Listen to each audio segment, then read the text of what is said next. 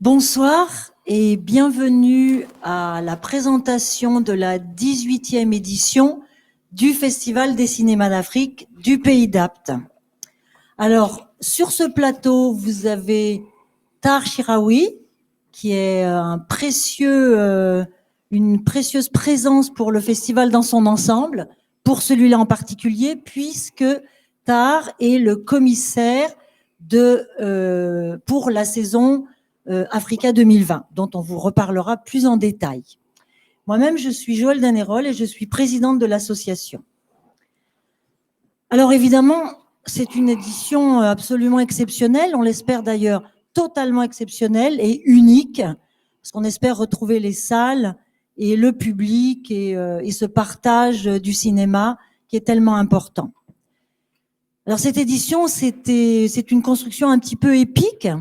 Elle se tient habituellement chaque année au mois de novembre, depuis sa toute première édition, il y a 18 ans donc déjà. Bon, je vais pas rentrer dans les détails des aléas que nous avons dû subir. Nous avons dû annuler un prélude au mois de novembre 2020, à une semaine près. Et donc à ce moment-là, nous avions décidé de maintenir une édition en ligne, éventuellement, si possible en salle. Voilà, bon, et on avait fixé les dates par contre de manière absolument définitive, du 22 au 28 janvier, et nous y voilà. Donc, nous sommes en ligne, nous sommes à distance de vous. Vous allez voir les films depuis votre canapé ou je ne sais pas où ailleurs, un peu partout en tout cas.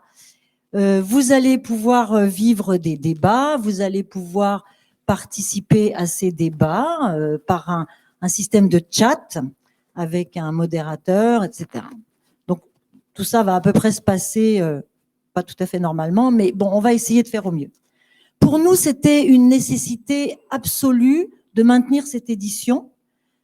D'abord parce que c'est la mission du festival que de soutenir tous ces cinémas du continent africain, des réalisateurs qui en sont issus, en tout cas, pour des films qui sont pas toujours très bien distribués, quoique on ait remarqué une progression dans les sélections, dans des grands festivals internationaux maintenant. Donc ça, pour nous, c'est la mission dès le départ, hein, ça fait partie de ce que se doit de faire le festival. Donc il n'était pas question de sauter une année, même si on est un petit peu dérapé sur 2021. Et puis ensuite, cette fameuse labellisation 2020, saison Africa 2020. Donc ça, la saison Africa 2020 s'est aussi glissée tout doucement sur 2021. Elle a débuté en décembre et elle va se terminer en juillet 2021. Alors après, cette édition, elle reste classique, elle reste ordinaire.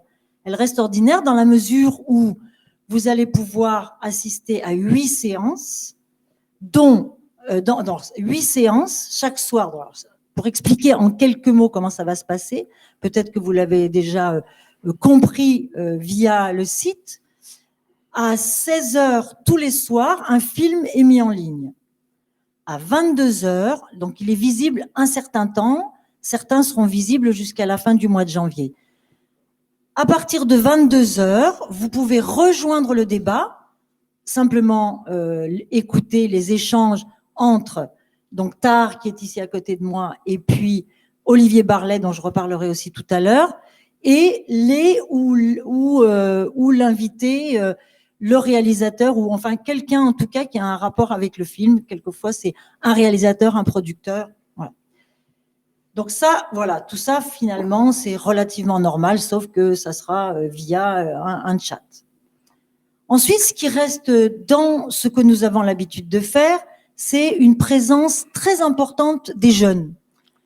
Alors les jeunes, pour nous, c'est quoi? C'est les scolaires, c'est le public scolaire, Et ça, pour notre plus grand plaisir, il nous sauve un petit peu le côté physique du public, puisque les jeunes seront présents dans cette salle. D'ailleurs, j'en profite pour remercier l'école Jeanne d'Arc de nous mettre à disposition ce magnifique endroit qui est une chapelle des Carmes à Apt.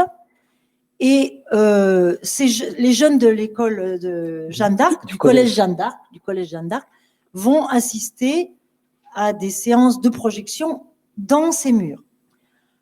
Ensuite, on va aussi aller projeter des films à la cité scolaire. Donc, ils ont des petites salles spécialisées et ça va nous permettre d'avoir un public vivant, en chair et en os.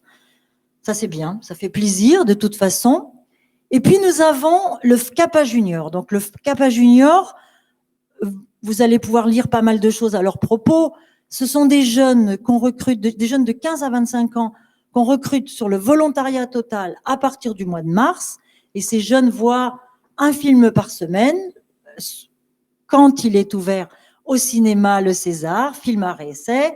Ensuite, il y a des séances d'analyse avec Tahar qui suit tout ce module-là du festival. C'est lui qui encadre tout le travail qui est fait avec les jeunes. Et il présente des films, il participe à une émission.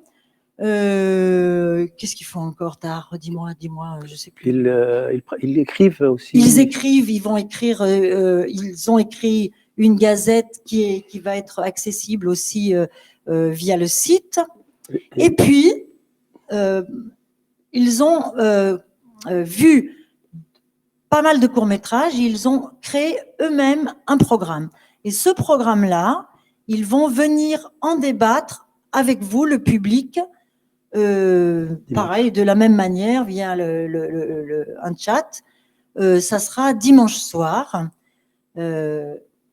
Ils sont très, très impliqués dans ce programme-là. Ils ont beaucoup travaillé dessus. Et ça, pour nous, c'est vraiment très important d'impliquer les jeunes, qu'ils ne soient pas simplement spectateurs, mais qu'ils soient aussi des acteurs de notre festival. À terme, on a prévu de leur proposer de créer leur propre petit festival dans un premier temps. Voilà, donc je vous ai dit que c'était une édition ordinaire, mais elle a aussi un aspect totalement extraordinaire et innovant.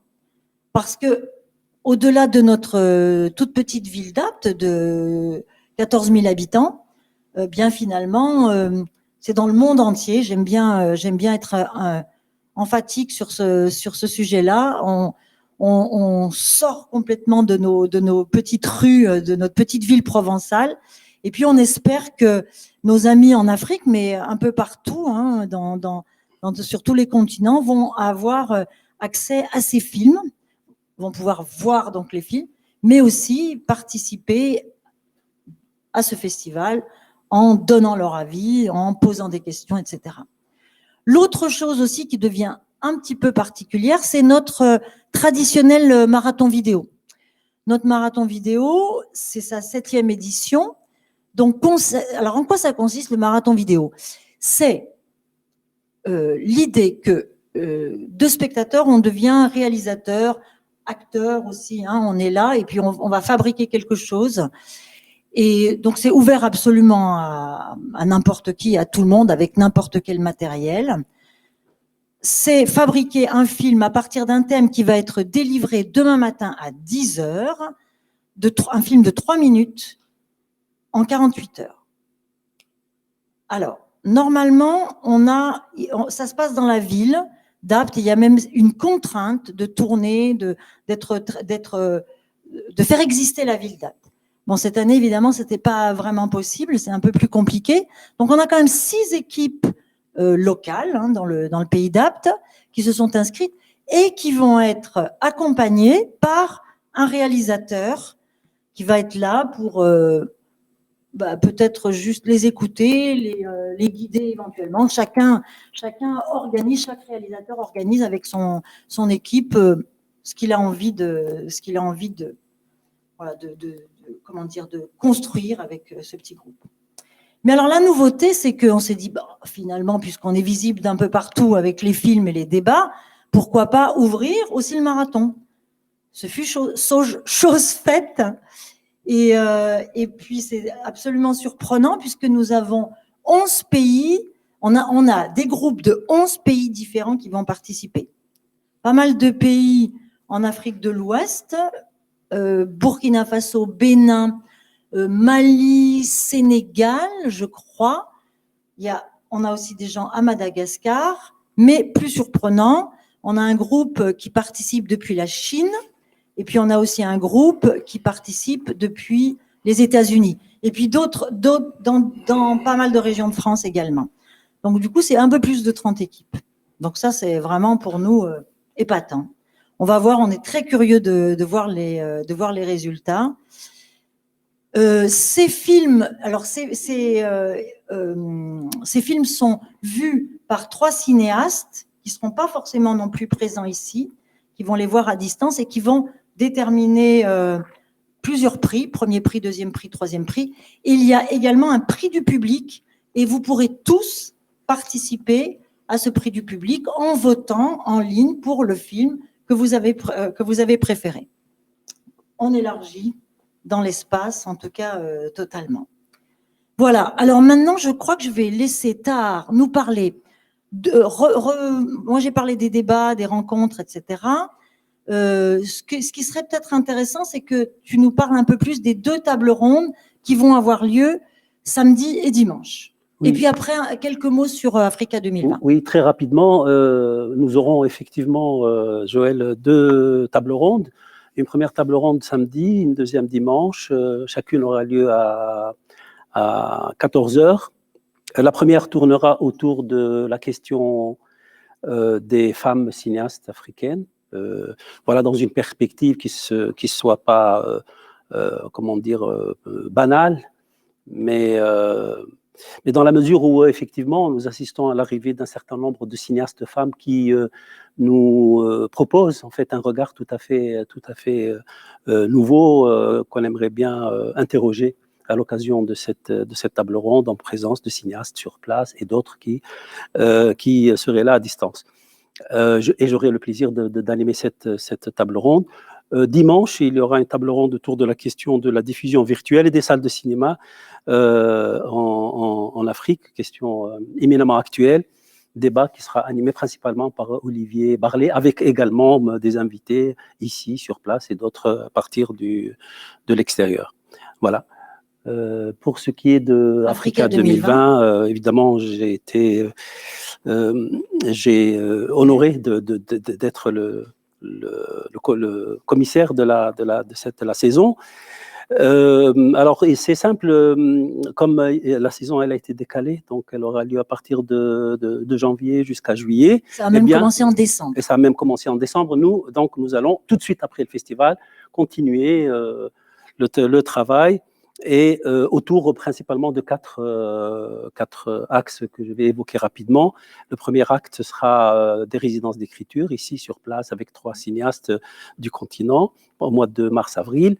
Un deuxième axe qui consistera dans un ciné-concert qui sera préparé par les élèves de l'école du conservatoire de la ville d'Apt. Et un troisième axe qui consistera dans une série de projections de films à Apt dans les villes où il y a des salles à RSC, tout cela jusqu'au mois de juillet.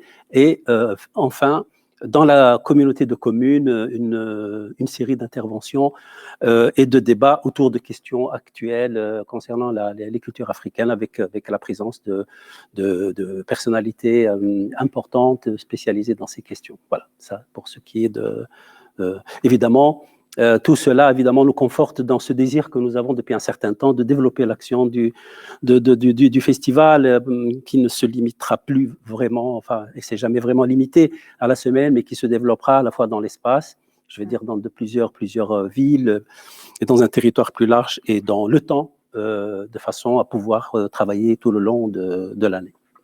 Voilà, donc moi ce que j'ai envie d'ajouter, c'est que vous avez certainement découvert soit son format papier, soit en ligne, ce beau catalogue qui ne comporte aucune date et aucune précision sur par exemple ce qu'on vient de vous annoncer. Donc ce catalogue a été fait dans les circonstances actuelles, parce qu'effectivement, on ne savait pas exactement ce qu'on allait pouvoir programmer, mais aussi parce que nous avons le projet donc de projeter tous ces films, on espère en salle, on l'espère vraiment très très fort, on espère qu'on va Et en pouvoir… présence, et en présence Et en de… présence des réalisateurs, des cinéastes, Voilà, etc. tout à fait. Donc voilà, c'est un beau projet qui a besoin de temps et qui a besoin de peut-être meilleures conditions, mais quoi qu'il en soit, on essaiera d'aller au bout, en tout cas. Voilà, avant de continuer la soirée, je vais bien sûr remercier les institutions et les collectivités qui nous soutiennent.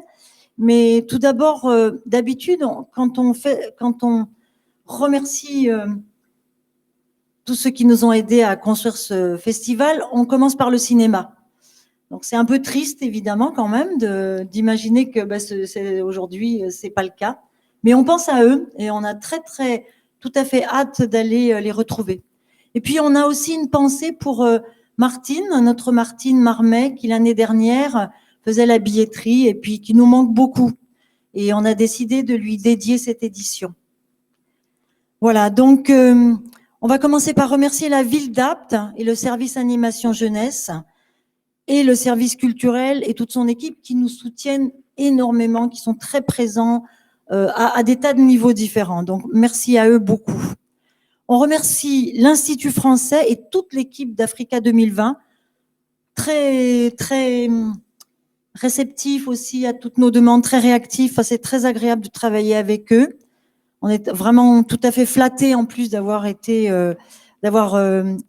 reçu cette reconnaissance avec cette labellisation. Le CNC, la DRAC PACA, la région Sud, le conseil départemental de Vaucluse, la communauté de communes Pays d'Apt-Luberon, les communes de Biux, Céreste, Gargas, Goult, Roussillon, Murs, Rustrel, Joucas, Saint-Martin-de-Castillon et Saint-Saturnin-les-Aptes et Viens enfin. Le CGET 84, le dispositif passeur d'images, le FDVA, la cave Vaucluse, la Fondation des Trois Cyprès et la Caravane des Possibles, absolument essentiel pour développer tout ce qu'on fait avec le FCAPA Junior. Et puis évidemment, nos mécènes, donc très précieux aussi. On a un premier mécène depuis pas mal d'années maintenant, c'est Luberon Bio. Donc c'est vraiment le premier mécène, celui qui d'habitude nous offre un magnifique pot d'ouverture. Bon, voilà, une chose dont on se passera cette année, mais on va quand même développer un très beau festival. Et puis, on a la SAS Lucisol, depuis plusieurs années également. Et pour rejoindre ce petit club de mécènes, nous avons cette année l'Agence des Ocres. On n'oublie pas, bien sûr, 32 entreprises qui nous soutiennent avec un encart publicitaire dans le catalogue. Évidemment, merci à la super équipe là, qui construit ce festival. Donc, c'est Marie-Clem, la directrice, avec Léa Bellec, son binôme précieux, Tahar, qui est avec nous là maintenant depuis plusieurs années, qui fait plein de choses, qui organise des ciné-rencontres, qui s'occupe du ciné-club. Voilà, il fait vraiment énormément de choses. Et puis cette année, pendant le festival, on a aussi Caroline Mendez, qui s'occupe des invités. Et puis on a cette année 3 services civiques. Les 2 premières sont, il y en a une qui vient du Havre, c'est Céline Chambon. Et puis on a Léa Richard. Et nous est arrivé de Dakar, Seynabou Faye, qui est là grâce à un dispositif organisé par Africa 2020. Donc ça, c'est vraiment formidable d'avoir Seynabou avec nous. Et puis, évidemment, on a cette année une équipe technique de choc. Donc ce soir, c'est Jean-Marc Faure qui va être là toute la semaine pour assurer ce que vous êtes en train de voir et d'entendre, etc., avec Léa Bellec. Et puis, on a aussi ce soir la réalisatrice Nina Kada qui donne un bon coup de main. Et puis, pour être modérateur, c'est-à-dire pour faire passer vos messages. Je regarde un peu du côté de la technique. On a ce soir Sébastien Lorolilo. Donc, on les remercie infiniment de cette participation. Et puis, il y a d'autres bénévoles qui ne sont pas là. Ce soir, on a été obligé cette année de limiter les bénévoles parce qu'on ne peut pas être trop nombreux pour les temps de repas, etc. Voilà. Mais ils sont très nombreux. On sait que, je sais que la plupart d'entre eux sont en train de nous écouter. Donc, voilà, on les salue et on les remercie d'avance pour toutes les fois d'avant et pour toutes les prochaines. Alors, maintenant, je vais bientôt quitter cette place. Je vais laisser la place à Olivier Barlet. Donc, Olivier, c'est un critique de cinéma qui écrit pour la revue Africulture. Il est impliqué dans le festival depuis le tout début. Il est toujours actuellement notre conseiller artistique, donc il participe de cette manière-là à la programmation. Alors, ils vont avec Tahar, ils vont s'entretenir avec Wided Zoglami pour le film que vous avez pu voir, j'espère, avant. Mais avant de quitter ce siège et de laisser ma place à Olivier, une petite surprise, une petite avant-première d'un, très court métrage qui a été réalisé ce week-end avec des jeunes du Pays d'Apt sous la responsabilité ou accompagnés par leur réalisateur Lamine Amarkodja. Voilà, je vous laisse découvrir ce petit plaisir et puis je vous souhaite un bon festival avec nous. On vous espère nombreux de loin, mais de près quand même. Bon festival. Vous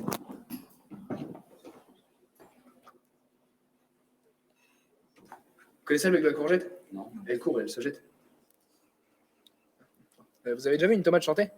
Non. Parce que j'ai déjà vu une carotte râpée. Ok, vous connaissez le mec de Paf le chien? C'est un chien et il traverse la route. Bonjour, excusez-moi.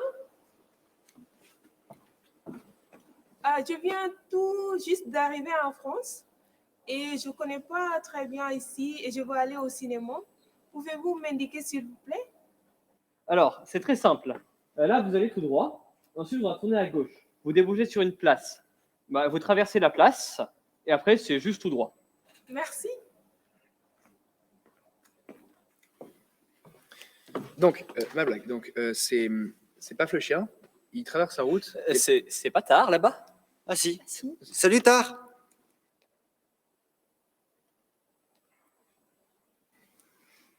Non mais oui, il est toujours dans la lune. Regarde hier quand on parlait, il a confondu Petit Congo et Grand Congo. Et il pense que les Hutus et les Tutsis, c'est les mêmes personnes. À mon avis, il est même jamais allé en Afrique. C'est clair. Donc, ma blague. Donc, Ah, ça me fait penser. Je dois lui rendre sa clé USB. Il est là-bas. Hein.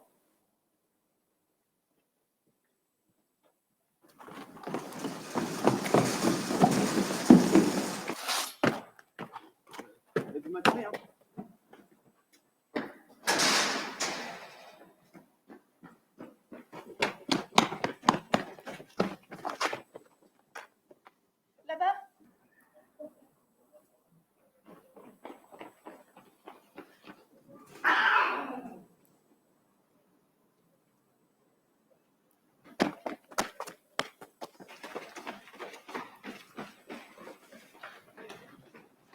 Bonjour. Ça...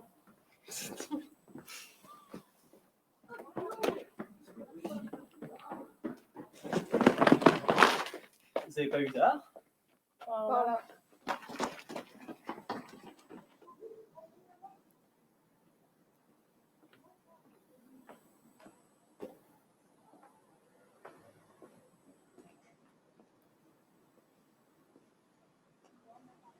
Salut papa.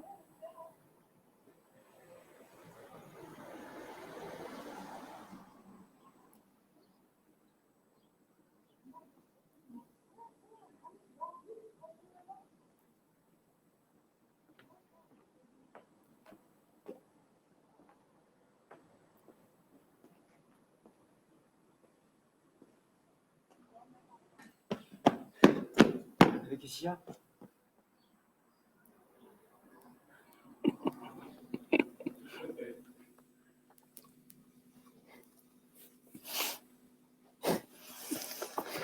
Bonsoir Olivier. Salut papa. C'était pas moi. Alors peut-être avant de commencer à discuter avec Wydad, on va dire un petit mot sur la programmation. Je ne sais pas ce que tu en penses, mais moi je trouve que malgré les restrictions et le fait que nous avons été obligés de réduire beaucoup la programmation, il ressort quand même de cette sélection 2 ou 3 aspects qui me paraissent importants. D'abord, le nombre de femmes, d'ailleurs c'est ce qui explique aussi le thème de notre première rencontre. Nous n'avons pas fait exprès de respecter la parité, mais il se trouve qu'effectivement la moitié des films sont réalisés par des femmes et pas des films ordinaires. La deuxième chose, c'est effectivement le nombre important de documentaires. Enfin, on n'a que de fiction. Cela se comprend pour des raisons tout à fait évidentes de distribution. Les documentaires étant beaucoup plus faciles à programmer en ce moment. Mais il se trouve que ce ne sont pas des documentaires, je veux dire, ordinaires. Ce sont des documentaires qui apportent, je veux dire, qui véhiculent des propositions tout à fait intéressantes sur des sujets d'ailleurs très particuliers, comme celui posé par Bouddha in Africa sur la présence, par exemple, de la Chine, enfin au niveau culturel en Afrique, ou dans une autre perspective, la question toujours actuelle du génocide rwandais, ou encore la question de l'immigration qui est effectivement cette fois-ci traitée de façon tout à fait particulière. Voilà. Je trouve que quand même, malgré... et puis alors, enfin, autre chose assez étonnante, c'est le nombre de pays représentés, malgré le nombre tout à fait réduit de films. Voilà. Donc, voilà ce que moi je pourrais dire de façon, je veux dire, un peu générale de la programmation. Je ne sais pas comment tu vois. Oui, tout à fait. Je crois que l'importance du documentaire devient vraiment prégnant, quoi. C'est-à-dire qu'on voit à quel point il est important de s'occuper du réel, d'une part, et d'autre part, ce genre qui a été assez peu, en dehors de Jean-Marie Thénault, Samba Félix Diaye, etc., dans l'histoire des cinémas d'Afrique, assez peu repris, en fait, les cinéastes ayant préféré la fiction pour s'exprimer, devient aujourd'hui véritablement un genre presque préféré, quoi, hein. Je veux dire, on voit énormément de documentaires arriver, avec des résidences d'écriture, etc., qui ont facilité la chose. Mais je pense que les temps que nous vivons facilitent un petit peu cette démarche-là. Alors justement, on a quelques minutes, très peu avant de démarrer ce débat. Peut-être rappeler donc à tous ceux qui nous écoutent donc la teneur de ce festival, puisque c'est finalement un jour un film. Donc on a démarré aujourd'hui avec le film de Wydad, je reviens pas dessus, Fatala TV, donc on va en discuter. Et puis sinon demain, qui présente d'ailleurs ce double absolument d'être un documentaire et fait par une jeune cinéaste. Tout à fait, absolument. Et on a un autre documentaire donc samedi qui est donc Tilokoto de Sophie Bachelier et de Yankoba Badji, enfin avec Yankoba Badji, et qui encore un documentaire fait par une femme aussi.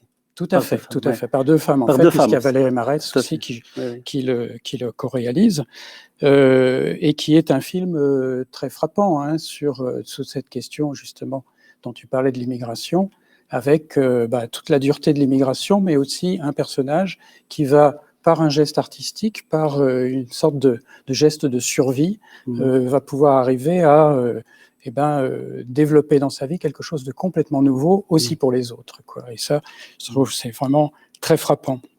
Autre documentaire encore dimanche, puisqu'on a Akawati de Karim Dridi et Julien Gersner, alors Karim Dridi, on le connaît bien en France pour tous ces fictions, des longs métrages absolument magnifiques, et qui là se penche sur le documentaire et va par 2 fois, donc ça c'est la 2e fois, en Israël, avec toute cette question comment continuer quand on s'est battu toute sa vie. Est-ce que ça a un sens? Pouvoir s'accrocher toujours à cette lutte, de pouvoir exister en tant que tel dans cette constellation si délicate qu'est la cohabitation entre Israéliens et Palestiniens dans le territoire qu'on connaît. Et puis lundi, alors là on a une fiction, et qui nous vient du Mozambique et qui est de João Ribeiro, qui est un cinéaste qui a toute une carrière derrière lui et qui a énormément adapté des ouvrages de Miyakuto. Miyakuto, je ne sais pas si vous avez lu Miyakuto, c'est magnifique. Alors c'est un genre littéraire qu'on désigne par le réalisme magique. Et là, c'est une adaptation d'un autre auteur, mais qu'on pourrait également un petit peu rattacher à cette école, et qui est de l'Angola, exactement, et qui s'appelle Onjaki, qui est assez célèbre. Et qui est assez célèbre, qui est beau être jeune, il est très connu. Son livre, donc, qui est le titre du film, Granma 19 and the Soviet Secret, a été... c'est un best-seller, il a été traduit dans plein de langues. Et donc là, alors, c'est véritablement la plongée dans ses souvenirs d'enfance. Et là, la magie arrive justement à travers cette réalité soviétique. Des souvenirs de cet enfant tout à fait. Où se mélange à la fois la réalité et les fantasmes. Ça, voilà. Et il joue complètement sur les deux tableaux. Encore une fiction mardi, avec le choix d'Ali, d'Amor Akar. Amor Akar qui avait fait ce magnifique film La Maison Jaune et qui lui alors c'est un peu l'histoire d'un retour. C'est le retour après 5 ans d'absence auprès d'une famille. Le gars habite à Paris, il va à Besançon, c'est dans sa famille parce que la mère a été victime d'un AVC et donc c'est ce retour dans une famille pour quelqu'un qui porte une différence et qui a été rejeté et qui se retrouve de nouveau confronté à la tradition. Absolument, et qui, famille musulmane, où il va falloir négocier un petit peu les choses, et ça devient plus compliqué que ça ne paraissait au départ. Mercredi, alors on est avec un film que je trouve absolument poignant, qui s'appelle Ntarabana. Ntarabana, c'est une localité du Nord-Rwanda, et qui est faite par, alors c'est là encore un documentaire, et qui est faite par François Vukoash. François Vukoash, on le connaît depuis longtemps, c'est quelqu'un qui a une vingtaine de films derrière lui, cinéaste camerounais, qui s'est installé au Rwanda à la fin des années 90, et il fait un travail remarquable, un travail de terrain, un travail qui ne se connaît pas quelque part, enfin, je veux dire, ça fait partie un petit peu de ces héros ordinaires qui s'attachent à véritablement ce que les choses avancent sur place. Et là, donc, il a des actions de formation et il a aussi des actions aussi d'accompagnement des jeunes réalisateurs, etc. Et là, il a fait une trilogie.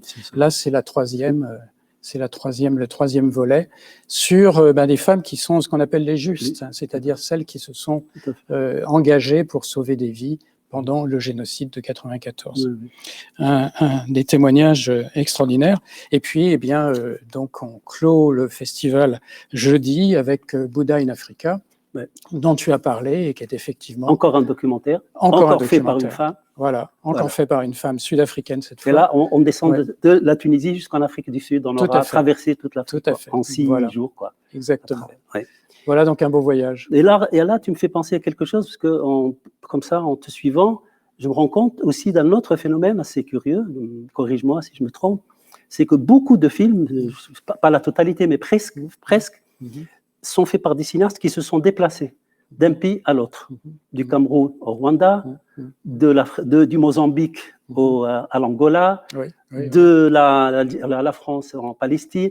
Enfin, il y a quelque chose comme ça qui est de l'ordre du déplacement du mouvement, qui me paraît assez significatif. En tout cas, voilà. Donc, on a avec nous maintenant Wided. Bonsoir, Wided. On t'a fait attendre, non? Non, j'écoutais, c'était intéressant. J'ai eu des détails sur la programmation, très belle programmation d'ailleurs. Ben, merci d'être là déjà. On aurait bien aimé que tu sois avec nous physiquement. Voilà, Oui, j'aurais vraiment aimé pouvoir venir à votre rencontre, à la rencontre du public aussi, et puis de ce beau petit bout de pays. Apparemment, ça a l'air très joyeux chez vous en temps normal. Et donc, j'aurais voulu venir vivre ça avec vous, mais bon, ce sera pour une prochaine fois. Voilà. Avant peut-être d'entrer dans le débat, parce qu'on a évidemment plein de questions à te poser, plein de choses à échanger avec toi. Olivier, tu peux présenter un peu? Présenter We Dead, oui, bah, écoute, très rapidement, hein, mais je veux dire en 2 mots, dire que c'est quelqu'un qui a étudié le cinéma, a étudié le cinéma à Tunis et en France, a réalisé un court-métrage qui s'appelle Presque un plaisir, qui est un beau programme, et puis qui donc s'est lancé dans ce film, et qui s'est lancé dans ce film sur une dizaine d'années, hein, puisque d'ailleurs le film s'appelle en sous-titre 10 ans et une révolution plus tard. Et aussi c'est quelqu'un qui, de métier, manage des groupes de musique, ce qui explique un petit peu son intérêt pour la musique, mais on va certainement revenir sur le sujet. Voilà, très rapidement. Voilà, très bien, super. Voilà, donc tu as bien suivi, j'imagine, ce qu'on disait tout à l'heure à propos du documentaire Sa place, et aussi, à mon avis, mais ça me fait beaucoup réfléchir, cette histoire de jeunes cinéastes femmes qui arrivent en proposant des documentaires. Je trouve que ça n'est pas juste une coïncidence. Il y a des documentaires très, très particuliers, avec un regard nouveau, assez étonnant. Et voilà, je pense que ton film est un exemple vivant. Est-ce que, pour expliquer aussi aux personnes qui nous suivent un peu la genèse de ce film, parce qu'il y a beaucoup de choses derrière le film, hein. Ce film-là fait partie de ces films qui cachent beaucoup de choses, et que on aurait intérêt à connaître. Nous parler un peu de la genèse de ce film, enfin de comment. On a bien compris que c'est un film qui a duré 10 ans. Voilà, c'est un premier film, premier long métrage documentaire, mais c'est arrivé comment? Alors, il faut remettre dans le contexte, c'est-à-dire qu'on est en 2007 et moi, je suis une jeune étudiante en cinéma de 23 ans et j'ai grandi et j'ai vécu en Tunisie. Je suis née ici, je suis mixte, mais née ici, et j'ai toujours eu, je ne sais pas, un regard sur mon pays déjà révoltée depuis jeune par plusieurs choses, par un système, par le fait qu'il y ait toujours des non-dits, des tabous politiques et des choses à ne pas dire. Voilà. J'étais toujours dérangée depuis petite par les cadres de notre Denali national, de chez les épiciers, dans les écoles, partout et tout. Mais en même temps, j'avais peut-être une ouverture sur le monde qui me laissait avoir aussi une critique, je ne sais pas. Et donc, voilà. Donc, il y a une injustice qui m'a frappée à 23 ans. C'est l'injustice, le fait que moi, j'avais la possibilité de voyager dans le monde, en fait. Et que j'ai eu la possibilité d'aller finir mes études à Paris. J'ai eu la possibilité, depuis jeune, de voyager et d'apprendre, de voir du monde. Et tout ça parce que j'étais mixte. Et j'ai donc la double nationalité. Donc, c'est une des premières choses, et je voyais des jeunes qui étaient tout aussi jeunes, tout aussi ambitieux, tout aussi intéressants, intelligents ou doués ou talentueux, surtout chez justement les musiciens que j'ai rencontrés et tout. Et j'ai ressenti une très grande injustice en fait. Et j'ai senti à quel point voilà le monde était plein de frontières, mais aussi en regardant mieux notre pays et dans le pays dans lequel je vivais, je me rendais compte, à un moment j'ai compris que, comme ils disent eux, on était dans une espèce de prison ouverte. Et donc, et qu'il y avait aussi un grand fossé entre les classes sociales et que ça se creusait de plus en plus.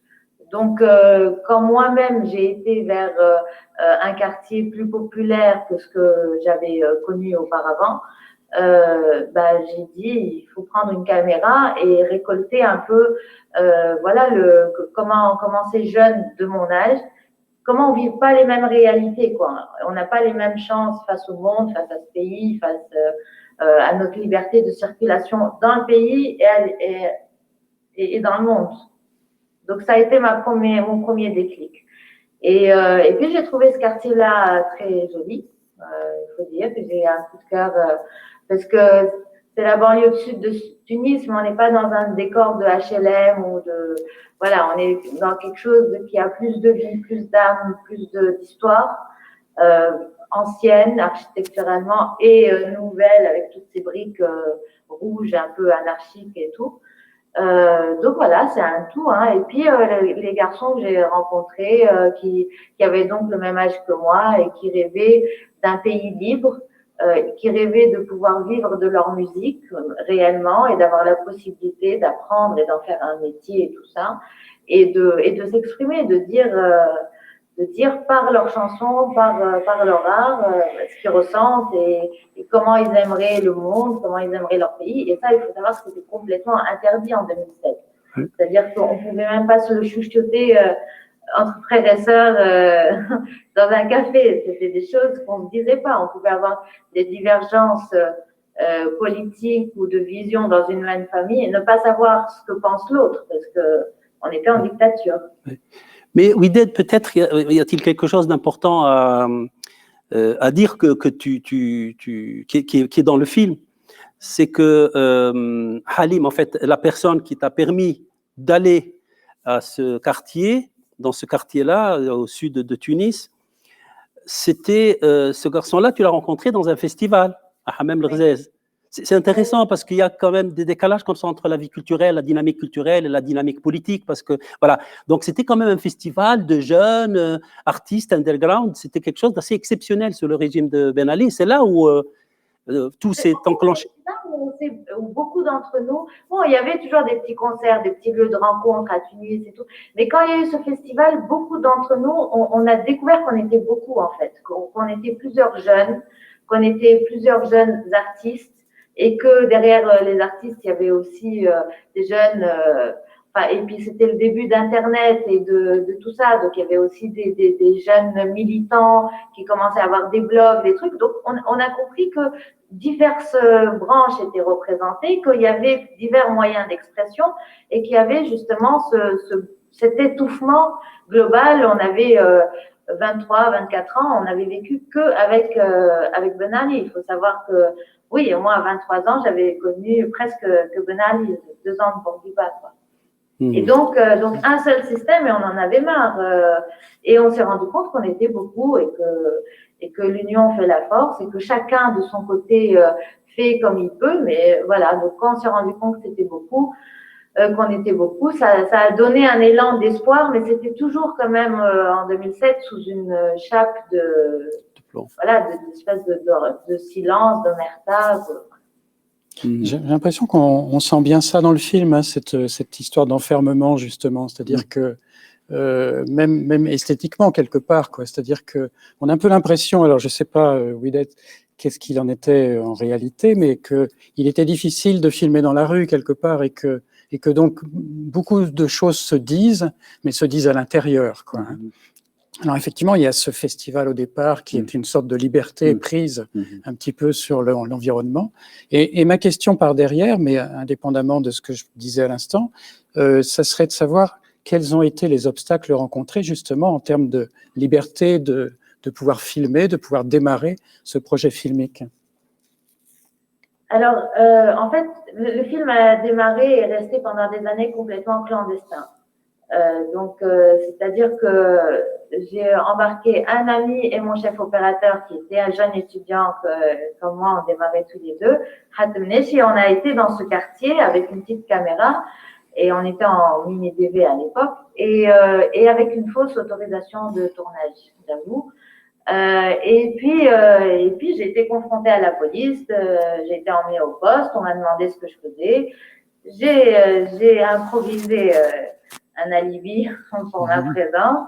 Et puis c'est passé. C'est passé. Ils m'ont regardé un peu comme un énergumène. Ils m'ont dit, qu'est-ce que tu fais là? Va plutôt à Carthage, va plutôt, voilà, il y a des côtes plus belles et tout. Et voilà, je me suis fait passer pour une petite jeune étudiante qui voulait faire, qui faisait un petit reportage pour son école sur la mosaïque. C'est pas du tout la spécialité de ce quartier, on est très loin des ruines romaines là-bas, mais et c'est passé. Donc après tout a été comme ça. C'est pour ça qu'on a aussi cette impression d'enfermement ou de clandestinité pendant le début du film, parce qu'en effet, pour avoir des interviews et des interviews sincères et à l'aise surtout, voilà, naturelles, il fallait rentrer dans une maison, il fallait s'enfermer, fermer une porte, mettre la personne à l'aise, ne pas non plus passer trop de temps, parce qu'on s'attendait, tout se sait en plus dans les quartiers comme ça, donc on s'attendait à un moment ou à un autre à ce que quelqu'un fasse irruption pendant l'interview, la police ou quoi que ce soit. Bon, c'était des choses qui pouvaient arriver. Il y a aussi des interviews qui ont été faites au coin de ruelles, comme ça, un peu de nuit. Et voilà, on était très peu, donc on a été très discret. Moi, ça faisait un moment que j'allais là-bas, ça faisait quelques mois que j'allais en repérage, que le quartier me connaissait déjà, ils m'avaient tous repéré et même accueilli finalement. Donc voilà, c'est passé. On a été discret, c'est passé. Et puis après, pendant des années, le film a été caché dans une boîte à chaussures, avec toutes les cassettes et tout. Et parce qu'aucun producteur, personne, je pouvais même pas aller démarcher et dire voilà ce que j'ai comme rush. Les gens veulent plus de Ben Ali et les gens veulent plus d'une dictature. 4 ans avant la Révolution, aucun producteur ne m'a suivi, quoi. Donc ce film est resté dans la boîte à chaussures. Et puis, mais j'ai jamais pu me séparer des rushs. Je savais la valeur qu'elles avaient et j'avais aussi donné un peu ma parole aux gens qui m'avaient fait confiance et qui avaient pris le risque de dire les choses qu'ils pensaient à cette époque-là. Donc, j'étais un peu redevable, quoi. Il fallait que je finisse ce film. Et puis, je trouvais intéressant, j'ai repris le tournage et l'écriture du film en 2016 parce que je me suis dit, on approche de la décennie, là, je vais boucler 10 ans. Et c'est certainement intéressant de voir, voilà, où on était il y a 10 ans, où on en est. Mes personnages ont grandi, ont mûri, on a tous vécu des choses. La Tunisie a vécu une révolution. Voilà, on peut faire déjà un bilan, quoi. J'ai une décennie, voilà. Tout ça, bien sûr, avec les sujets que je traite et beaucoup de musique. Oui. Et alors, ce qui est frappant, et peut-être pas aussi fréquent que ça dans ton film, c'est justement que s'entremêle, comment dire, un changement général dans le pays, mais aussi un changement dans ta vie. Je dirais, vraiment, c'est assez frappant. C'est-à-dire, c'est comme si c'était consubstantiel. C'est-à-dire, en même temps que tu assistais, tu témoignais de ce changement, mais enfin, sans te rendre compte, mais complètement historique, je veux dire, important. Toi-même, je veux dire, tu vivais une expérience de maturité très, très, très forte et très importante, quoi. Les deux choses étaient vraiment tout à fait liées. Oui, oui, je pense. Attention au micro, t'as. Oui, je toucherai plus. D'accord. Non, je pense, oui, je pense que de toute façon, ce film, d'un côté, il m'a fait grandir, en même temps, il m'a fait aussi me rapprocher beaucoup de ma tunisianité et de la Tunisie, en fait. Même si j'ai grandi ici, même j'ai toujours grandi dans une mixité de culture et tout. Et ce film m'a impliqué socialement dans cette Tunisie. Ce film m'a impliqué amicalement, amoureusement, dans ma tunisianité aussi, certaines, mais comment dire, toutes les attaches et tout l'amour et en même temps toutes les revendications qui viennent avec l'amour pour ce pays, quoi. Parce que l'amour, il faut l'entendre dans tous les sens, là. Hein. Oui. Oui, et donc c'est ça, quoi. C'est sûr que c'est aussi une part de ma vie et que en 10 ans, j'ai vécu et j'ai fait des choix et voilà, il y a eu des aventures, il y a eu beaucoup de choses et c'est ça qui est beau. Après, c'est un film que je referai jamais, que j'aurai jamais la possibilité de refaire. C'est ça. Mais la force d'un documentaire, c'est justement d'arriver à faire le lien entre une histoire éventuellement politique, l'histoire d'un pays, comme c'est le cas là, l'histoire sans doute d'une génération aussi, et puis une histoire personnelle. Et moi, je vois rarement des films qui aient cette puissance-là, c'est-à-dire d'arriver à vraiment connecter les deux et qu'on ressente les choses à l'intérieur, quoi. Et c'est vrai que la forme délibérément personnelle du film, avec toute cette spontanéité qui va avec aussi, contribue énormément à ça. Et moi, si j'aurais une question dessous, ce serait une question un petit peu de méthode, c'est-à-dire quel était le processus de tournage, c'est-à-dire est-ce que c'était une petite caméra DV comme ça, discrète, ou bien est-ce qu'il y avait un ingénieur du son, est-ce qu'il y avait, je veux dire, est-ce que c'était une équipe de tournage, ou bien c'était quelque chose de très spontané comme ça, au coin de la table? Alors, la première partie, donc, pré-révolution en 2007, c'était vraiment une petite équipe. Donc, il y avait Hatem à la caméra, moi, et un ami à la perche. Enfin, on était 3-4 maximum. Quand on a repris le tournage en 2007, on a fait des choix aussi artistiques qui faisaient qu'on avait besoin de plus de gens. C'est-à-dire que on en a discuté avec mon chef opérateur et on s'est dit, voilà, on a une image en 2007 qui a ce truc qui est granulé, qui est un peu comme ça sali par le temps. On a un autre format qui est le 4/3 et tout. Elle a son charme. On n'a pas envie de la traiter ou d'essayer d'avoir une image lisse. Par contre, on va essayer d'avoir une très belle image, très contemporaine pour la partie 10 ans après. Donc, on a fait le choix d'une plus belle caméra, une mini Alexa qui demande du coup plus de personnes, voilà. Mais pour justement jouer aussi, c'est aussi un moyen de narration, c'est-à-dire qu'on voit que le temps est passé. On a toute une partie donc avec ce grain, et puis après il y a certains plans qu'on a fait avec mon chef opérateur que lui a cadré, qui sont à mes yeux presque des tableaux, parce que quand c'est des plans sur les décharges, le lever du soleil. Pour moi, ils sont magnifiques, ces plans. Et ça, c'est avec, bien sûr, plus de matériel et plus de caméras. Donc, une production a suivi.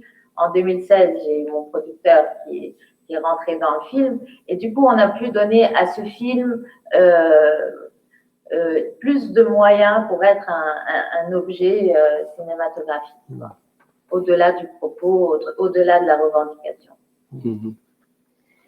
Et oui, ça nous permet de mieux rentrer dans la chronologie de l'histoire.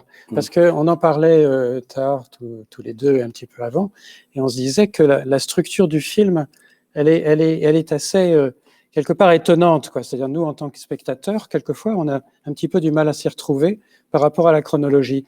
Donc, la question qu'on se posait, c'était de savoir, mais quels sont les choix qui ont été faits au niveau du montage, au niveau de raconter cette histoire, quoi.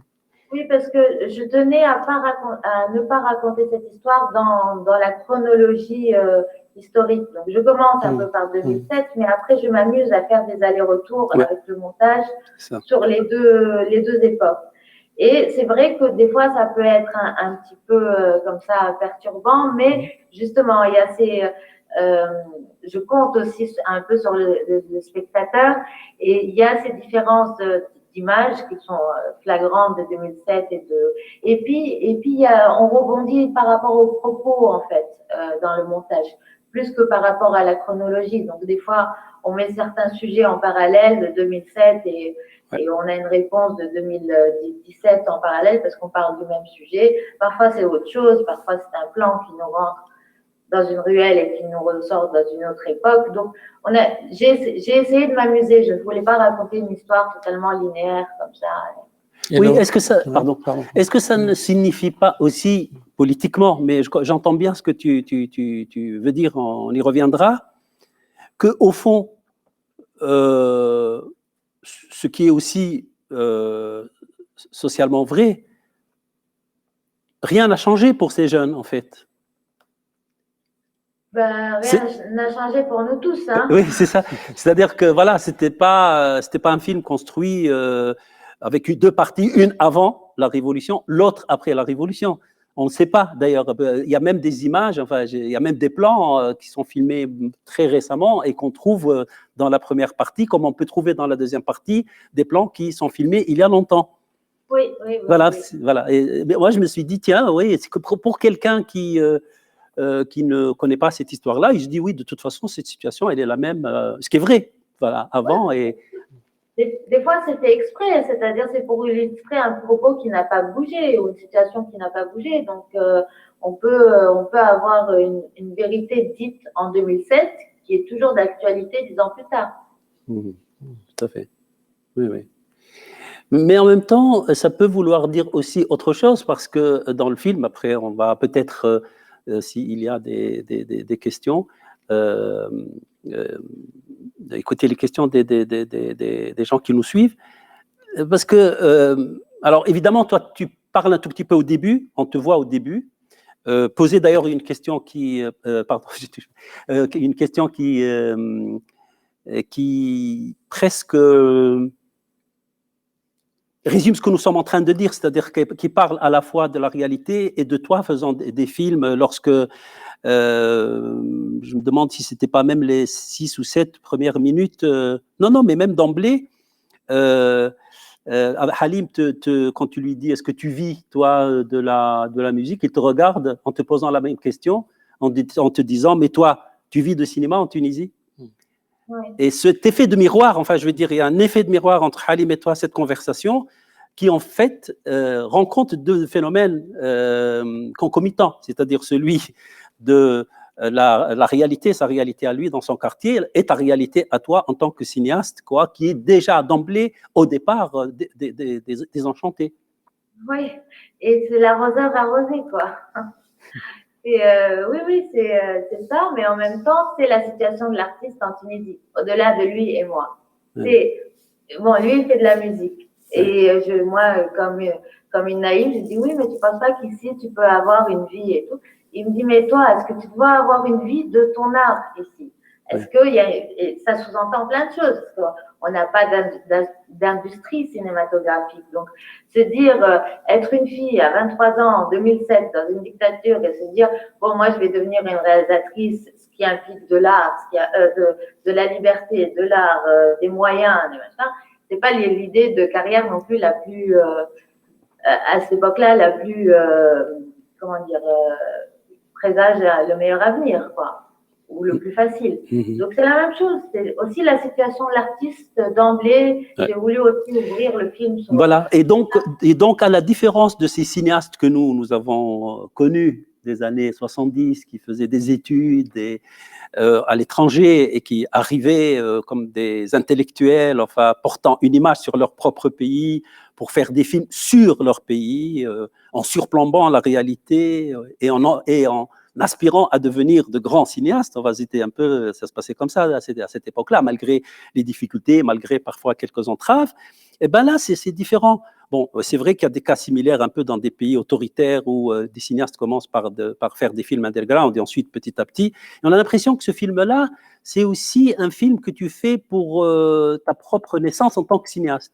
Et d'ailleurs, dans le film, c'est après que tu apparais. C'est-à-dire tout de suite, là, tu parles, tu poses problème. Ensuite, c'est la réalité, c'est Halim, c'est ses copains, etc., toutes leurs aventures, etc. Et puis, à un moment, un peu vers la fin, eh ben, tu entres dans le film. Tu entres dans le film franchement et ouvertement et de façon d'ailleurs conflictuelle, hein, puisque tu sembles avoir été à l'origine d'une espèce de discorde comme ça entre les amis. Et là, on te voit apparaître en tant que cinéaste. Donc voilà, je me dis, ce film-là, il est aussi fait, non pas pour raconter l'histoire d'un pays, mais pour créer l'histoire d'un cinéaste, voilà, qui arrive au cinéma en faisant son premier film. Oui, peut-être. Après, moi, j'avais certainement pas ce recul-là. C'est peut-être quelque chose que maintenant j'ai aussi admis et compris et tout. Donc, c'est sûr que, et puis ça n'a pas été facile pour moi de rentrer dans le film. Je savais qu'il fallait le faire. Je savais que ce personnage était là dans la vraie vie et pendant 10 ans, ça aurait été un mensonge de pas me mettre. Mais pour moi, ça a été compliqué de le faire, même au montage, de se voir, tout ça et tout. Et Mais c'est sûr que, oui, comme je disais tout à l'heure, c'est un film que je pourrais jamais refaire. C'est un film où, d'un côté, peut-être une cinéaste est née, d'un autre côté, une petite fille s'en est allée. Enfin, il y a une espèce de chenille et il y a quelque chose, c'est sûr. Mais comme on voit la Tunisie aussi qui renaît et tout ça, donc tous, je pense, c'est ça que raconte aussi le film. C'est vraiment des tranches de vie. Donc, on a tous grandi, on s'est tous affirmés, même quand on voit les musiciens, ou que ce soit Tig ou Baz, ils ont affirmé leur discours, leurs propos, leur vision, leur envie de savoir s'ils veulent partir ou s'ils veulent rester. Finalement, ils veulent rester. Finalement, ils pensent être essentiels et être à ce pays en tant qu'artistes, et ils pensent avoir un message, ils ont bien raison. Donc, on a tous, et ça fait une grande émotion d'ailleurs de voir le film, quand j'ai montré le film aux garçons, quoi, et qu'ils se sont vus 10 ans avant, 10 ans après, et c'est un bilan de leur vie aussi, donc voilà. Ouais. Je vois Seb me faire un signe, je pense qu'il y a des questions là, non? Oui, des questions depuis le chat et des commentaires aussi. Alors notamment Fabien qui se demande si vous avez rencontré des difficultés au moment du tournage parce que vous êtes réalisatrice. Non, pas particulièrement, non. Non, pas sur le tournage, pas plus que ce qu'on rencontre dans la vie de tous les jours, quoi. Pas parce que je suis réalisatrice, non. Alors aussi des commentaires et puis des questions peut-être plus sur le contexte, notamment Violette qui se demande si le réseau underground dont il est fait référence dans le film existe encore à Tunis. Alors, plus vraiment. Au contraire, on a eu un boom de rap et de musique très commerciale, et puis YouTube est rentré là-dedans. Donc, et puis l'underground dans le sens où justement on se cache réellement de la police parce que ce qu'on dit est interdit. Ça n'existe plus parce qu'on a maintenant la liberté d'expression en Tunisie, et donc on a aussi une très grande cacophonie. Voilà, parce que tout le monde parle maintenant, tout le monde a un avis sur tout le monde parle de, voilà, comme n'importe où, n'importe comment. Donc c'est aussi quelque chose qu'on doit apprendre, je pense. Et on le voit très bien, bon, vous avez peut-être pas vu ça, mais nous on le voit très bien à l'Assemblée nationale, par exemple.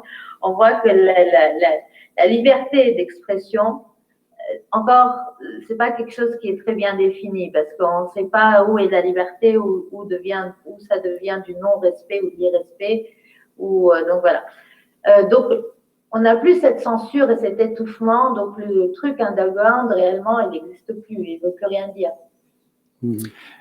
Alors, il y a aussi une réaction, déjà, Camille, qui vous remercie pour ce film, pour votre film, et qui pose une question qui est relayée aussi par Sophia, concernant les artistes qui ont peint les fresques qu'on voit à un moment dans le film. Elle se demande si les artistes ont été payés au moment de la réalisation de ces fresques. Alors, non, alors moi, j'ai rien fait pour cette fresque, mais ça, c'est une belle initiative qui se passe dans ce quartier, à Jbel. Pardon. Donc, c'est la maison de la jeunesse. Jeunesse, hein? Oui. La jeunesse. Donc, à la tête de cette maison-là, il y a une directrice, une femme qui est là depuis 2-3 ans et qui dirige donc cette maison de la jeunesse là-bas, et qui essaye réellement de réanimer un petit peu ce quartier et tout. Et donc, elle a fait un très beau festival, qui est un festival de graffiti où ils ramènent vraiment des graffeurs du monde entier. Alors, il y a des Mexicains, des Colombiens, des Espagnols. Une fois par an, ils font ça. Et elle est en train un peu d'envahir tout le quartier, en tout cas toutes les ruelles et tout. Et ça a changé, ça a mis de la couleur, bien entendu. Et puis, comme le dit le personnage, ça a changé des petites ruelles qui étaient sombres, où les jeunes se mettaient là-bas pour fumer des joints et tout. Maintenant, c'est plus gai. Tout le monde passe par là, et donc elle fait un très beau travail, cette dame. Pardon, je me permets. Alors, il y a eu d'autres questions qui est aussi posées par deux personnes. Pourquoi avoir fait le choix de ne pas tourner d'images entre 2011 et 2016 ? Alors, 2011, parce qu'en 2011, j'étais pas trop là, en fait. Donc, il y a toute une période pour moi où j'étais loin de la Tunisie, j'étais loin du cinéma. J'étais prise, comme on peut le voir, dans une affaire beaucoup plus personnelle et plus lourde en responsabilité. Donc, pendant des années, j'ai pas du tout touché au film. Et c'est la période à partir de laquelle Halim est parti à l'étranger. Où avec tout le groupe, on est parti c'est ça. en Belgique, et après on a été retenu et tout. Donc voilà. Et donc toute cette partie-là, j'ai pas du tout touché au film. Et puis quand je suis rentrée en Tunisie en 2013. J'ai pas touché tout de suite, j'ai fait autre chose et j'ai un peu travaillé justement avec les musiciens et tout. Et puis voilà, vers la décennie, comme j'ai dit tout à l'heure, ça a commencé à me démanger, quoi. Je me suis dit, bon, il faut absolument reprendre ce film et il y a toujours des choses à dire et il faut le faire. Un commentaire aussi de Manu qui vous remercie aussi pour ce documentaire poignant, qui dit « Tiga, Halim, Petit, Pazza et Imed et d'autres, tous finalement de ma génération, sont très touchants. C'est malheureux de voir que la révolution politique n'a pas fait évoluer ce pays. » Voilà un commentaire. Un autre commentaire aussi sur le film. Donc c'est Carole qui, sur Facebook, nous dit qu'elle a bien aimé la promenade du rappeur dans les ruelles, colorée aussi, et qui révèle certains paysages, des décharges de voitures qu'elle apprécie particulièrement. Voilà du côté du chat pour le moment. Merci. Mais je crois la fin du film est quand même très forte. Je veux dire, la manière dont vous avez de vous mettre face caméra au milieu de l'avenue Bourguiba, c'est-à-dire le lieu central de Tunis, le lieu des manifestations, etc. Et de dire on ne lâche rien. Peut-être ça va à l'encontre du commentaire qu'on vient d'entendre, c'est-à-dire que effectivement il s'est passé quelque chose quand même. Et que la jeunesse que vous montrez est confrontée à la fois la crise politique, économique, etc., mais a gagné quelque chose quand même à travers tout ce qui a pu se passer, la révolution et tout. Et on sent bien qu'il y a cette volonté de rester sur place et de faire que les choses changent véritablement et ça se fait pas en un jour, quoi. Enfin, moi, je retire un petit peu ce message-là quelque part du film. Oui, je pense que c'est parce que c'est un film aussi très contemporain. La preuve, c'est que voilà, en ce moment même, le film, au moment où on voit le film, il est en train de se passer des choses en Tunisie du même ordre, quoi. Et que la contemporanéité de ta propre vie avec celle du pays, elle rejoint la contemporanéité de la sortie du film, du fait qu'on le voit maintenant et de ce qui se passe, quoi. Je veux dire, c'est comme si le film continue à nous parler de ce qui est en train de se passer. Oui, malheureusement d'un côté, mais c'est vrai qu'on ne peut pas dire qu'on n'a pas évolué et qu'on n'a rien gagné. On a gagné des choses, la société civile a gagné aussi, c'est-à-dire que maintenant les gens peuvent se parler, donc ils peuvent créer ensemble, ils peuvent avoir des idées. Après, il y a aussi un creux entre le gouvernement et la société civile ou le peuple. Donc il y en a plusieurs, des creux et des fossés. Mais en tout cas, le peuple a gagné ce fait d'être conscient déjà, ouvert sur le monde, plus ouvert parce que accès à la communication qu'on n'avait pas avant, et puis conscient de sa force aussi quand le peuple se réunit, quand il réfléchit, quand il essaye, et puis le pouvoir associatif. Enfin, il y a des choses qui sont maintenant des acquis. Mais c'est sûr qu'il faut tout remettre en place. C'est comme si on avait eu un grand tremblement de terre et qu'il fallait remettre les meubles en place et se dire, tiens, finalement, ce meuble-là, c'était pas ici sa place du tout, ça marche pas. Donc, on réorganise tout. Et 10 ans par rapport à une révolution, c'est sûr que c'est pas grand-chose, mais c'est sûr que nous, on aimerait que ça aille beaucoup plus vite et on pense qu'on a des choses à faire. C'est pour ça qu'on fait le choix de rester ici et faire des choses, quoi, par notre art. Et c'est la réalité qui dit que votre position de fin de film n'est pas seulement volontariste. C'est-à-dire que véritablement, on est dans on est dans une réalité, quoi. Moi, j'aurais une question, où tu as peut-être d'autres questions. Non, je voulais juste, juste aussi faire remarquer encore, parce que ça me paraît vraiment représentatif. Enfin, j'essaie de voir aussi à travers comme les films que j'aime moi personnellement, parce qu'il y a quelque chose qui va au-delà du film et qui rejoint beaucoup d'autres choses. C'est un film à la fois ambitieux, très ambitieux, je veux dire, au fond, et très simple, humble, beaucoup d'humilité.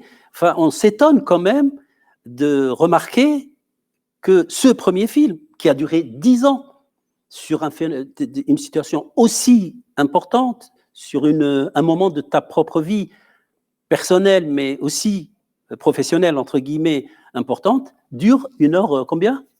1h15. 1h15, c'est inimaginable, parce que souvent, nous, les défauts des premiers films, c'est qu'il y a trop de choses, c'est qu'il est trop long, etc. Alors que là, j'imagine que tu as quand même filmé beaucoup, et que comment ça se fait, comment cela s'est-il passé en termes de montage? Oui.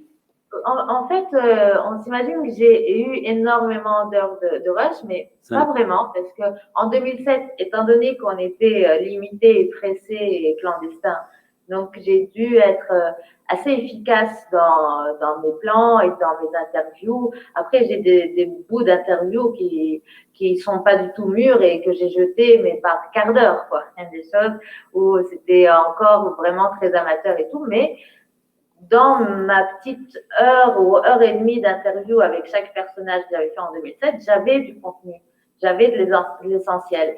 Et on a tourné donc les plans clandestinement, donc on a fait le choix aussi de tous les plans extérieurs en 2007, on les a repérés, on les a ciblés, on a fait le choix d'être efficace et tout. Et puis en 2016, là, j'ai pris le temps d'écrire, donc j'ai quand même... J'y ai réfléchi, quoi. Après, c'est sûr que c'est du documentaire, donc les choses, j'ai eu des cadeaux même en 2017, des cadeaux entre parenthèses, mais l'arrestation de Paz, je pouvais pas l'écrire, ni sa sortie miraculeuse au bout de 24 heures et tout. Mais quand même, je sais pas, je savais, je pense que je voulais. Je connaissais tellement bien mes personnages aussi que j'avais pas besoin de les suivre pendant des mois. Ça fait 10 ans que je les suis. Oui. Avant de te redonner la parole, Olivier, il y a encore des questions. Oui, justement, Patricia se pose la question de savoir si le fait d'être passé d'un documentaire tourné d'abord dans la clandestinité à un documentaire tourné avec des soutiens, est-ce que ça a changé votre relation au film? Est-ce que ça a changé votre conception du documentaire? Oui. Ma relation au film, je pense pas, parce que c'est vraiment un film qui était, enfin, que je portais, quoi. Donc, ça a toujours été un film qui était proche de moi. Après, les raisons ont changé. Au début, c'était très revendicatif. Après, enfin, ça a changé. Mais ce film a toujours été proche de moi. Donc, quand j'ai eu une production, tout ça pour moi, c'était des détails. Il fallait que je fasse le film comme je l'entends et que le résultat m'aille et me plaise. Donc, j'étais contente d'avoir une production, mais sans production, je me serais débrouillée quand même pour le finir. Donc, non, ma relation n'a pas changé, ce film-là. Maintenant, par contre, c'est un film qui est fait, qui est sorti, que j'ai vu sur 30 écrans. Donc, maintenant, c'est sûr que là, ça me fait très plaisir d'en parler, mais j'ai la tête dans autre chose. Et heureusement. Et donc, ce film, c'est un film que j'affectionne beaucoup, mais il a fait son temps. En plus, il a pris 10 ans, donc... Ouais. Alors, il y a aussi Adèle qui voudrait poser une question un peu précise sur des prises de vue, notamment celle devant la prison en Belgique, qui lui semble être un peu comme une forteresse et qu'il met en rapport avec la prison à ciel ouvert qu'est le quartier de Djabel Jaoul. Est-ce que vous pouvez donner des éléments sur ces plans-là? Alors, oui, une prison est une prison. Elle peut avoir beaucoup d'aspects. Elle peut être une forteresse comme celle de Bruxelles qui est assez impressionnante. Et voilà. et elle peut être en effet à ciel ouvert. Et donc, c'est sûr que là, en plus, on se retrouve devant cette prison parce que on a suivi un personnage qui, à la fleur de l'âge, criait et rêvait de liberté, et en l'occurrence que la liberté se trouverait en Europe. Et puis, arrivé en Europe, on se retrouve dans une vraie prison avec de vraies pierres. Donc, voilà, c'est le sort. Oui, mais c'est étonnant parce que toi, tu t'es retrouvé dans la même situation. C'est-à-dire, c'est étonnant quand même cette histoire parce que tu as été chercher un appartement juste devant Ouais. encore une fois, la prison. Enfin, je veux dire, tu étais tout le temps à proximité, en face, comme ça, de la prison, quoi. Parce qu'ils étaient dans une espèce de prison quand tu es allé à Jbel-Jloud aussi. Oui, aussi, mais même quand j'allais à Carthage en 2007, ça avait beau être au bord de la mer et vert et tout ça, voilà, c'est la prison à ciel ouvert, c'est la dictature. Donc, c'est sûr que la prison peut prendre des dizaines de formes. Elle peut être dans sa tête, c'est aussi la prison. Donc, Oui, Olivier, tu devais... Oui, moi, c'était par rapport, vous parliez de la sortie du film. C'est AK Distribution qui a sorti le film. Et donc, c'est un organisme de diffusion qui pénètre bien à l'intérieur de la Tunisie, c'est-à-dire qui va en province, quoi. Moi, j'avais vu le film au moment des journées cinématographiques de Carthage. J'avais vu l'adhésion qu'il pouvait y avoir dans la salle, et je voyais bien à quel point les gens raisonnaient, et notamment toute la jeunesse présente. Comment ça s'est passé? Est-ce que vous avez accompagné le film dans ces différentes projections, ou au moins certaines, à l'intérieur du pays, et comment les gens raisonnaient?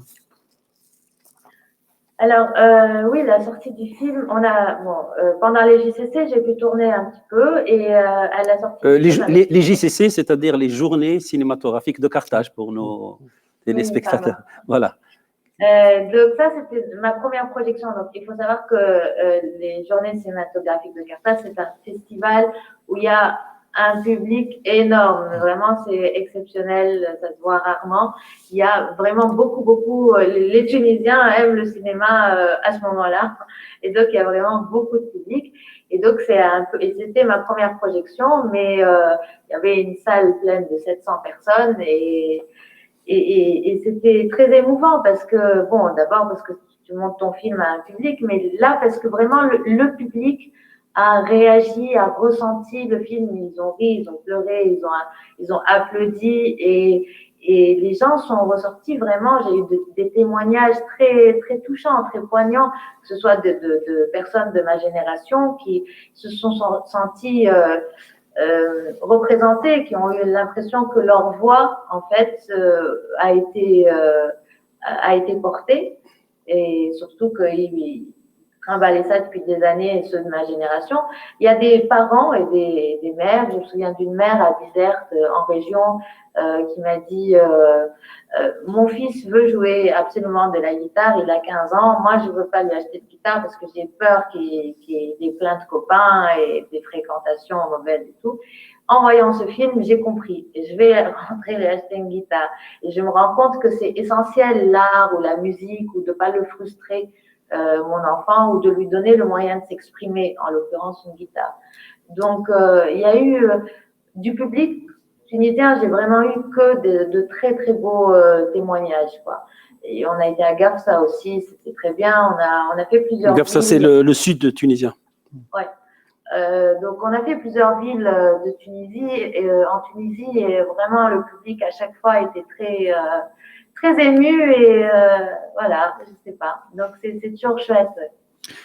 Et justement, il y a deux questions concernant la musique. Alors, Étienne, déjà qui manifeste un intérêt sur les musiques qui sont présentes dans le film, et qui se pose la question de savoir où on peut les entendre, et si elles sont vivantes encore aujourd'hui, et dans quel lieu à Tunis.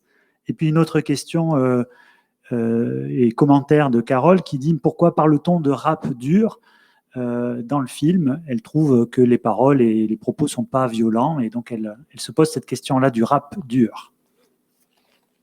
Alors, oui, pour le rap dur, justement, au début du film, il est catégorisé dur, parce que de toute façon, le rap était la musique interdite dans ces années-là.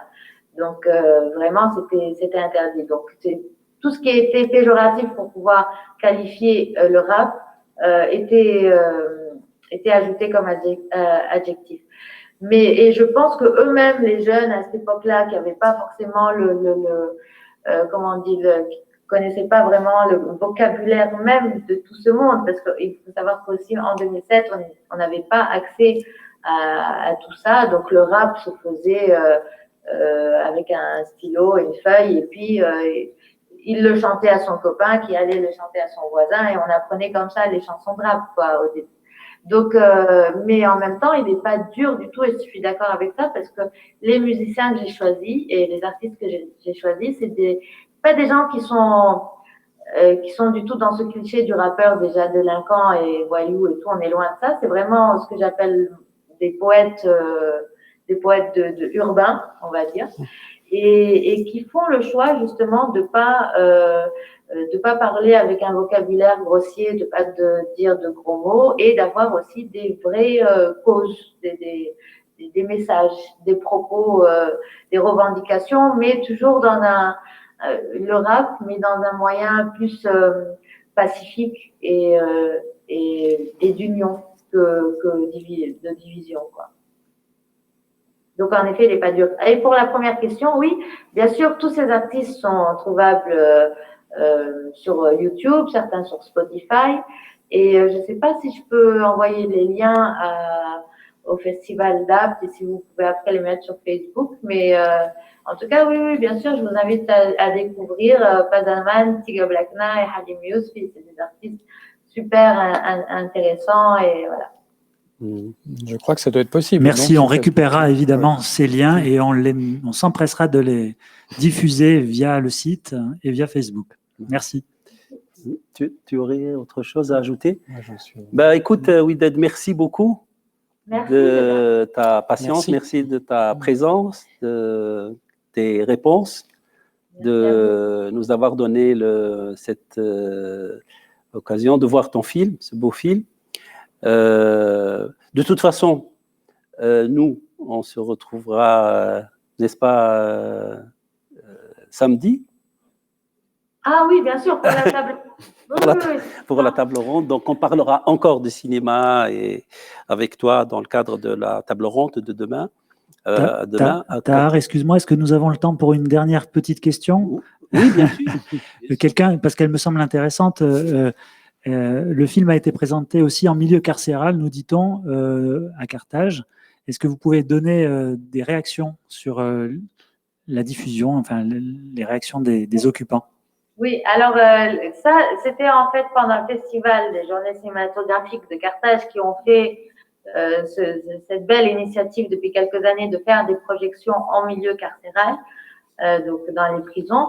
Et en fait, c'était ma première projection, avant même la salle avec le public, les festivaliers, quoi. Donc, c'était ma première projection. Il y avait une centaine de prisonniers et Tiga et Paz m'ont accompagné.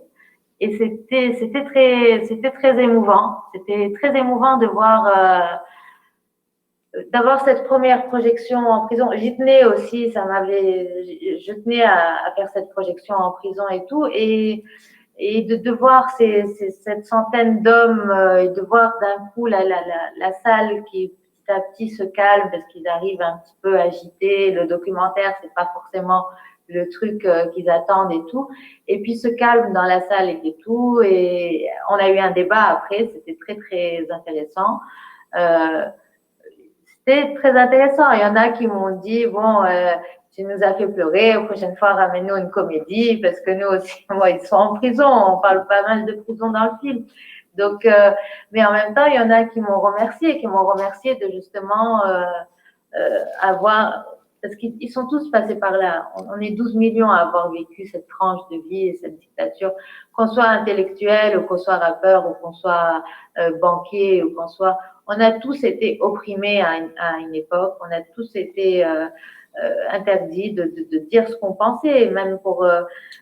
je pense que même donner des cours d'analyse de films en pleine dictature et de parler de la révolution russe, c'était déjà un truc qui pouvait faire un parallèle. Il fallait ne pas aller en profondeur, j'imagine. Enfin, donc tout le monde avait ce truc-là. Donc les prisonniers, avant d'être en prison, ou même s'ils étaient déjà en prison, on est tous dans le même bateau, en fait. Voilà. Merci. Peut-être préciser, oui, tu disais que demain, donc, voilà, vous vous retrouvez. Rappeler à nos chers téléspectateurs, je ne sais pas comment dire. Non, pas téléspectateurs, festivaliers. Téléfestivaliers. Voilà. Que demain, nous aurons un débat à la même heure, à 10h. Tu peux nous parler du film. Donc, le débat, c'est toujours à 10h du soir. Oui. Et le film, il est toujours accessible à partir de 16h. Oui, c'est ça. Et ce sera donc... Alors demain, ça sera, que je me souvienne bien maintenant, je reprends mon papier. Comme ça, demain, c'est Tilokoto. Voilà, Tilokoto sous le soleil. Voilà. Donc, voilà. Très bien. Et puis, on parlait d'Aka Distribution. Mohamed Frini sera avec nous pour le débat qui aura lieu, alors la table ronde qui aura lieu dimanche après-midi. Voilà. Donc, et on nous, va encore avoir l'occasion de reparler du film encore. Voilà. Et nous, à 14h, on aura justement cette table ronde autour de la question des femmes et, à laquelle participera Wided. Merci encore, Wided. Merci beaucoup. Merci à vous. Merci. Bonne soirée. Allez, bonne soirée. À Bonne soirée. Au revoir. Et à vous. À demain. Au revoir.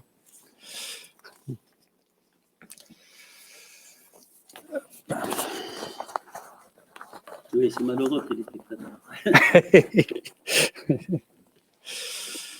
Voilà.